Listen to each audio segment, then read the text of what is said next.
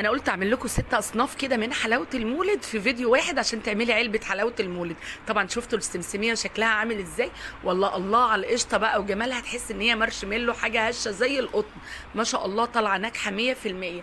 هنعمل كمان مع بعض اللهم صل على النبي اللذيذه، تحفه. بصي ما شاء الله التقطيعه حلوه ومتماسكه، ده دليل على نجاحها. وكمان هنعمل مع بعض الدميه او الملبن الاحمر اللي بالسوداني، يعني هتعملي علبه حلاوه المولد كامله متكامله. بصي ما شاء الله التقطيعه، بصي المطه بتاعت الدميه حاجه كده تحفه، بسم الله ما شاء الله. وكمان عملنا الشكلمه والسوداني بس ما جبتهولكوش في اللقطه دي، يعني 6 اصناف من حلاوه المولد. يلا بينا نشوف هنعملها ازاي مع بعض، هتنجح معاكم 100%. وما تنسوش تدعوا لي لو عجبكم الفيديو وتحطوا لي لايك لو عجبكم الفيديو. شكرا ليكم. يلا 10 سنين وزياده من قبل ما افتح القناه وانا بعمل حلاوه المولد في البيت.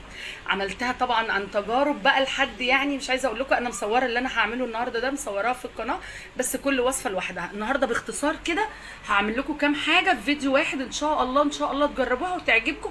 وما تنسونيش في الاشتراك واللايك لو عجبكم الفيديو. اول حاجه هنعمل الملبن الاحمر. الملبن الاحمر اللي بيسموها ساعات دميه او ملبن احمر، سموها زي ما تسموها. احنا طبعا عارفين الملبن الاحمر اللي بيبقى بالسوداني ده. اول حاجه هقول لكم على المقادير واحنا شغالين عشان نختصر على بعض الوقت. اول حاجه معايا كوبايه ونص من السكر، عليها كوبايه ونص من الميه كده، كوبايه ونص من السكر عليها كوبايه ونص من الميه زي ما اتفقنا. وهنزل بنص كوبايه، عيروها انتوا بقى، بس انا بالنظر كده عارفه النص كوبايه قد ايه. نص كوبايه عسل كلوكوز، لو ما عندكيش العسل الكلوكوز ممكن تحطي عسل ابيض عادي. خلاص كده. وهننزل عليها كمان بربع معلقه ملح ليمون بالشكل ده كده. ملح الليمون مهم جدا، يا ريت يكون ملح ليمون مش ليمونه، لانه بيساعد على التماسك بتاع الدميه بتاعتنا. خلاص كده. هنرفع بقى اللي احنا حطيناهم على بعض دول على النار. الطاسه بتاعتنا على النار عبل ما تغلي، حاطين نص كوبايه نشا، بس معلش الحته دي اتقطعت، نص كوبايه نشا، وحطينا عليها كملنا نص كوبايه النشا بنص ميه. خلاص كده بقت معانا كوبايه، يعني نص كوبايه نشا ونصها ميه بالظبط. هندوبها بقى كويس قوي، ويلا بينا على الطاسه اللي حطيناها على النار نشوفها غلت بقى ولا لسه. خلاص كده الخليط بتاعنا يا دوبك غلي، ومعايا كوبايه النشا على الميه، وهننزل بسرسوب بسيط قوي ومع التقليب.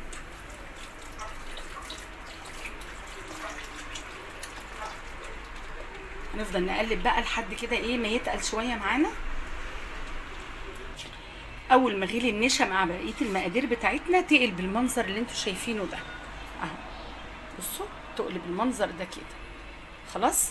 حاول تهدي النار، طبعا مهديه النار عليه. بصوا النار عامله ازاي، يعني واطيه خالص. تعالوا بقى عبل هو على نار هاديه كده، بس ايدينا ما تسيبوش برده. وتعالوا نشوف الخطوه الثانيه. هحط كده مع 3 معالق، اسفه، 3 معالق من الجيلاتين، 3 معالق كبار، 3 معالق كبار هرميين بالشكل ده. وهنزل عليهم تقريبا يعني يا دوبك الميه تغطي الجيلاتين، وهندوبهم كويس قوي لحد ما يدوب الجيلاتين كويس قوي معانا. وده شكله بعد ما قلبناه، حتى لو في تكتلات بسيطه يعني كده هتدوب اول ما ننزل على الخليط بتاعنا. تعالوا بقى هنا على النار. طبعا بصوا شايفين طبعا هو اصلا ما شاء الله متماسك وشكله عامل ازاي. هنروح نازلين كده بال3 معالق الهرميين الجيلاتين، وهنقلب طبعا بسرعه. اي تكتلات دلوقتي هتبص تلاقيها ساحت مجرد ما بتنزل في السخونيه. وده شكله بقى بعد ما حطينا الجيلاتين وخد له كمان غلوه. طب بياخد وقت قد ايه على النار؟ طبعا شكله بيبان، يعني انتوا شايفينه. بصوا نازل من على المعلقه عامل ازاي، سائل لسه ما استواش. لما بيستوي شكله هوريكم المرحله بياخد قد ايه. بياخد تقريبا من ساعه لساعه ونص على حسب انت ما مهديه النار. انا مهديه النار، بحب اعمل الحاجات دي على نار هاديه تطلع احسن بكتير. خلاص. مع التقليب بقى، يعني انا مش هفضل واقفه قدامه كده بقلبه طالما مهديه النار، بروح اعمل حاجه وارجع اقلب. بعد ما سيبته نص ساعه بالظبط مع التقليب طبعا كل فتره، بصوا بينزل بصعوبه، بيعمل خط. هو لسه فاضل له كمان نص ساعه ولونه شف خالص، تحس ان لونه بقى شف خالص بالشكل ده. هنا انا ممكن احط اللون واظبط بقى اللون بتاعي الاول. طبعا عايزينه على اللون ده براحتكم، عايزه تحطي لون اصفر لون احمر، على فكره ممكن كمان تحطي طعم الفراوله اللي هو الاسانس بتاع الفراوله، اسانس مانجا، اسانس اللون والطعم اللي انت عايزاه. بس احنا متعودين على اللون الاحمر وميه المورد. خلاص كده احط نقطتين واقلب واشوفه. لو عايز تاني اوعوا خدوا بالكم اللون بيخدع بطريقه فظيعه، يعني ممكن نقطه واحده تقولي هي النقطه تعمل ايه، لا خدي بالك حط نقطه وقلبي الاول، ما تنزليش مره واحده بمقاديرك. بصوا بقى بعد ما حطيت نقطتين وقلبت كويس قوي هرجع بقى اشوف اللون كده حلو ولا ازود. بصوا يعني خفيف حاجه بسيطه. بصوا ما شاء الله كل مره بتتقل بينزل بصعوبه جدا من على المعلقه. هنا خلاص قرب يخلص خالص، بس زي ما قلت لكم على نار هاديه وما تستعجلوش عليه. بصوا النار عامله ازاي، ما تستعجلوش على النار خالص. هنزل بنقطه كمان عشان حاسه ان اللون خفيف شويه، كفايه قوي كده متهيألي مش هحط تاني بقى. خلاص طبعا اللون ده بيجي من عند اللي بيبيع حاجه الحلويات، يعني لون غذائي صحي. خلاص هقلب كمان نص ساعه لحد ما احس بقى انه خلاص كده هطفي عليها. هروح حاطه المكونين اللي فاضلين اللي هو السوداني وميه المورد. بصوا بقى بعد النص ساعه التانيه كمان بعد ما حطينا اللون خلاص ما عادش بينزل من على المعلقه بصعوبه جدا جدا جدا. خلاص كده ولما تلميه كده اهو بصي تحس انه بيتلم كده، يعني تقيل. اولا طبعا قوامه مختلف تماما. خلاص قعد قد ايه؟ قعد ساعه بالظبط من اول ما حطيته على النار لحد ما هطفي عليه دلوقتي. هنحط عليه ايه بقى؟ عندك من كوبايه الا ربع سوداني، ده سوداني محمص. هنزل بكوبايه الا ربع كده، تزودي تقللي براحتك، ممكن تحطي لوز بندق فستق اللي انت عايزاه. هقلب بقى كويس قوي كده السوداني بتاعنا في قلب الخليط زي ما اتفقنا. اي نوع مكسرات مش شرط سوداني. خلاص قلبي بقى كويس قوي كده. وتعالي كمان هنحط معلقتين من ميه المورد. في ناس ما بتحبش ميه المورد وممكن تحطي فانيليا زي ما اتفقنا، نحط طعم فراوله اسانسي فراوله اللي انت عايزاه، بس دي بصراحه معروف عنها انها ميه مورد. هحط معلقتين. خلاص كده هقلب بس كده لحد ما ميه المورد كده تندمج كويس قوي، وكده خلاص هنطفي على الخليط بتاعنا. يا دوبك تقليبه واحده كده بميه المورد وخلاص كده خلص. يلا بينا نفضيه بقى في العلبه بتاعتنا. عندي علبه طبعا حط عليها كيس من بتاع السندوتشات العادي ورشاه كمان زيت عشان الموضوع ده بيلزق جامد قوي. بسم الله بسم الله الرحمن الرحيم. وهننزل بالشكل ده كده. اول ما نفضيه بقى نظبطه على طول لانه بصراحه وشه بينشف بسرعه. هنسيبه بقى كده بره التلاجة. انا ما بحبش احطه في التلاجة، بسيبه بره التلاجة. المفروض عملتيه بالليل سيبيه للصبح. خلاص بس ظبطي بقى الوش بسرعه كده. طبعا عايزاه اتخن من كده براحتك، حطيه في حاجه اضيق شويه، بس احنا بنحبه يبقى يعني ما تكونش شرايح كبيره قوي. خلاص كده هنسيبه بقى لحد ما يهدى ويلا نخش على الوصفه الثانيه. ايه بقى؟ القشطه الجميله اللي اللذيذه بقى اللي شبه المارشميلو كده. كوبايه ونص من السكر. هقول بسرعه عشان ما نطولش في الفيديو. عليها نص كوبايه من الميه، عليهم نص كوبايه عسل جلوكوز. بعد ما حطينا نص الجلوكوز هنرفع الخليط بتاعنا على النار يغلي. اول ما يغلي تحسبي 3 دقايق. تعالوا مع بعض على النار. رفعنا الخليط بتاعنا على النار. قبل ما يغلي هنروح على النار تاني اوريكم بنعد 3 دقايق بالظبط وبعد كده بنطفي عليه. طبعا عندي الكوبايه دلوقتي هحضر فيها 4 معالق كبار من الجيلاتين. 2 3 4. خلاص هدوبهم بس مش دلوقتي، لما يقرب الشربات بتاعنا يستوي هدوبهم واحنا مع بعض يعني. بصوا بقى الشربات يا دوبك غلي. هنعد 3 دقايق بالظبط ونطفي عليه. 3 دقايق بالظبط ورحت جايبه معانا الشربات بتاعنا. هفضيه هنا في البوله اللي هضرب فيها. بعد ما فضينا بقى الخليط بتاعنا هنا في القالب، تعالوا بقى للكوبايه هنا حاطين فيها 4 معالق جيلاتين. هننزل عليه بميه مغليه. خلاص يعني تقريبا نص كوبايه كده اهو. هندوبهم الاول كويس قوي قوي. دوبنا بقى الجيلاتين كويس قوي بالشكل ده. خلاص بميه مغليه، لازم ميه مغليه. هننزل بيه على الخليط بتاعنا وننزل المقدار كويس قوي. طبعا الجيلاتين ليه ريحه قويه فهحط كيسين من الفانيليا. مضرب البيض بقى وهنضرب الخليط بتاعنا ده لحد ما يبقى زي كريم شانتيه. ياخد قد ايه؟ ياخد زي ما ياخد، المهم انه يبقى قوامه هوريه لكم في الاخر. بس الاول نضرب على بالراحه قوي عشان الحاجه لسه بتطلع. ده ضرب بعد 10 دقايق ضرب. خلاص كده بصوا لسه الموضوع لسه بدري خالص خالص، بس حبيت اقفل الفيديو واقول لكم ان ده بسكر تومين، لان السنه اللي فاتت الحقيقه اكدت عليكم انكم لازم تعملوه بسكر ابيض. طب اللي ما عندوش سكر ابيض وعايز يعمل قشطه، لا قوموا اعملوه بالسكر التومين وهيطلع زي الفل. هنكمل ضرب بقى لحد ما قوامه ارجع معاكم واوريه لكم شكله عامل ازاي. بعد كمان 5 دقايق بصوا القوام عامل ازاي. بصوا. طيب امتى بقى هنطفي عليه؟ لما تشغلي المضرب تبص تلاقيه بيلف لك، بيطلع لك هنا، يتقل لدرجه يطلع فوق هنا. خلاص كده. بصوا بقى اللي بقول لكم عليه، تقل لدرجه بيطلع فوق المضرب من فوق اهو. خلاص كده. خلاص فضي بقى. بصوا التقل بتاعه عامل ازاي، بينزل بصعوبه جدا. يبقى كده خلاص الضرب، نوقف ضرب فورا يعني. معايا القالب دهنته الاول زيت، يا اما تحطي فيه كيس براحتك. هنرش الاول كده رشه من جوز الهند، رشه حلوه محترمه كده اهو.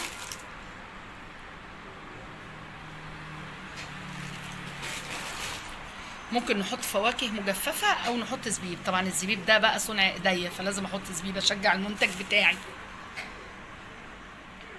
وهننزل بقى بالخليط بتاعنا عليه. بسم الله الرحمن الرحيم.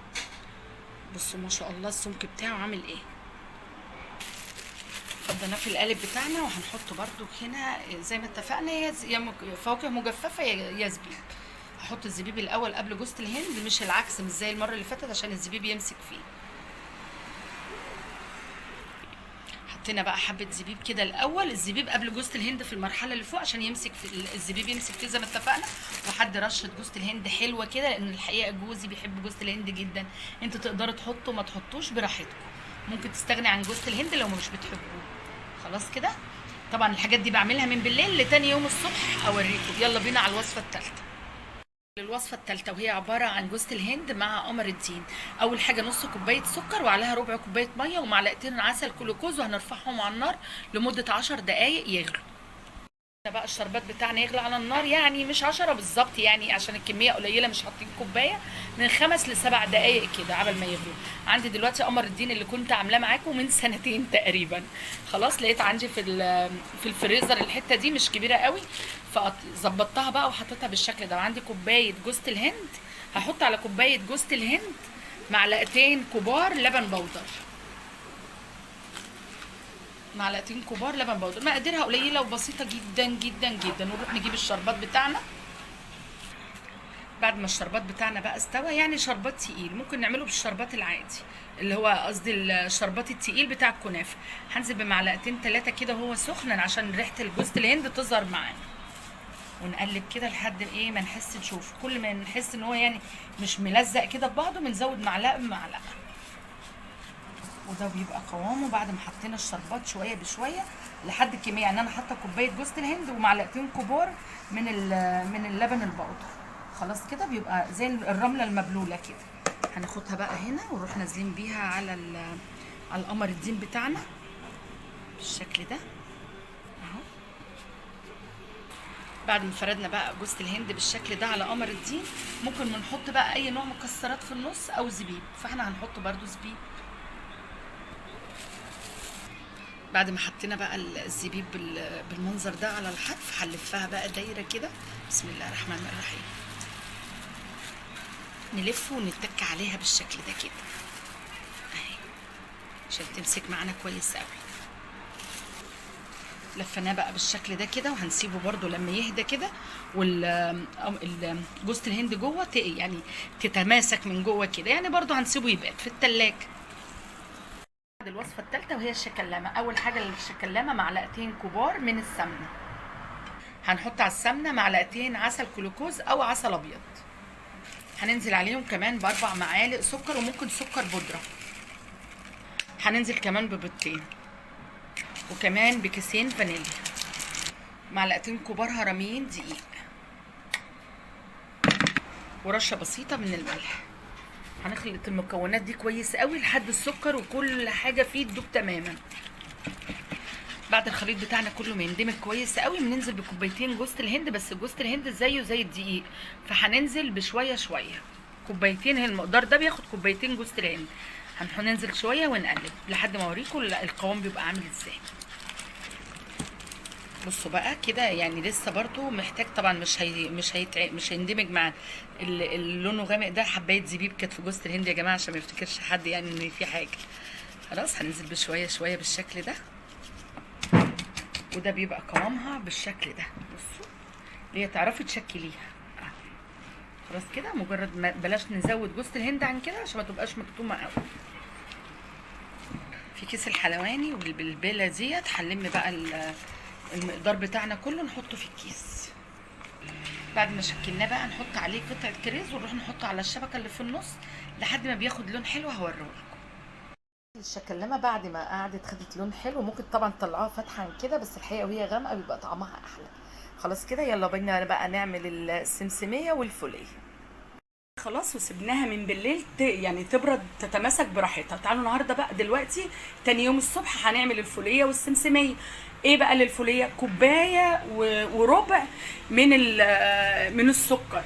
كوبايه وربع من الكوبايات دي. معلش انا كان المفروض اصور لكم قبل ما احط السكر في الطاسه، بس الحقيقه نسيت اللقطه دي. كوبايه وربع من السكر، عليها ربع كوبايه ميه، عليها معلقتين عسل كلوكوز، وبين صوابعك كده ملح ليمون، رشه بسيطه قوي. هنروح نحطه على النار بقى يتكرمل. التقليب خالص ولا نحط فيه اي معلقه خالص لحد ما يبتدي ياخد اول درجات لون الكراميل. ساعتها بناخد حته صغيره كده ونعمل لها اختبار. لما تبقى يعني زي الكراميل كده مقرمشه خالص زي البونبوني كده، يبقى خلاص انتهى. ده الكميه دي الكوبايه وربع لقد ايه؟ لنص كيلو سمسم. نص كيلو سمسم، ودلوقتي على النار وانا بعمل الكراميل لازم يكون سخن. لازم يكون السمسم او الفوليه او الحمصيه اي حاجه لازم تكون هي على النار والكراميل على النار. خلاص هي كرمل بس كده. اوريكم المرحله اللي هنحط فيها السمسم. اول ما ياخد لون بقى كده بالشكل ده بناخد نقطه صغيره كده وننزل في شويه ميه ساقعين. اول ما تطلعي الكوره اللي فيها دي وتلاقيها محجره معاكي تعرفي خلاص، يعني مقرمشه قوي، تعرفي ان خلاص كده الكراميل مظبوط. بصوا سامعين الصوت؟ يعني قرمشت خالص. خلاص كده الكراميل بتاعي مظبوط. المرحله اللي جايه دي بقى اختياري براحتكم، بس انا بحب اعملها قوي الصراحه لانها بتدي هشاشه حلوه قوي للسوداني للسمسم لاي حاجه. ربع معلقه من الكربونات، حطينا ربع المعلقه. هقلب بقى بسرعه بقى في المرحله دي. ما ينفعش التهاون خالص، لازم السرعه عشان ما ينفعش ان الكراميل اللي معايا ياخد لون اكتر من كده هيمرر. طبعا السمسم زي ما احنا اتفقنا كنا بنسخنه على العين اللي جنبنا وننزل بالسمسم وهو سخن على الكراميل بتاعنا. تقليب بقى بسرعه. بسم الله الرحمن الرحيم. طبعا مجهزين الصاج وحاطين عليه كيس من على الزيت. بصوا بقى، عايزه اوريكم بس المرحله دي. بصوا النار هاديه ازاي، على نار هاديه لحد ما تحسي ان السوداني او الحمص او السمسم يعني يتقلب كويس قوي مع الكراميل. عشان لو شلتيه من على النار وقلبتي بعيد والسمسم، او لو السمسم بارد هتبصي تلاقي قفش معاكي واستحاله يندمج كويس كده مع الكراميل بتاعك. خلاص كده كله اندمج تمام. يلا بينا بقى فرشه كيس وعيصاه زيت كمان. هنزل بقى بالسمسميه بتاعتي كده. هنزل كمان اللي على المعلقه كده بسرعه وهو سخن. هجيب النشابه وارشها برده زيت. اي حاجه هنشتغل بيها في المرحله دي لازم تكوني مظبطاها بالزيت وهو سخن بسرعه. افردي بقى في الصاج بتاعك. الحقيقه بقى ايه، شلت النشابه على جنب ولقيت ديت احسن بكتير، لان نفرد كل جنب كده بسرعه قبل ما يقفش. لازم نكون فاردين السمسم بتاعنا او الحمص او السوداني، لازم تفرديه كويس قوي. فردناه بقى وبسرعه قبل ما يقفش. هنقطع بقى التقطيعه اللي تعجبك. بعد ما قطعنا بقى بالطول كده هنقسم بقى القطعه اللي انت عايزاها اهو بالشكل ده كده.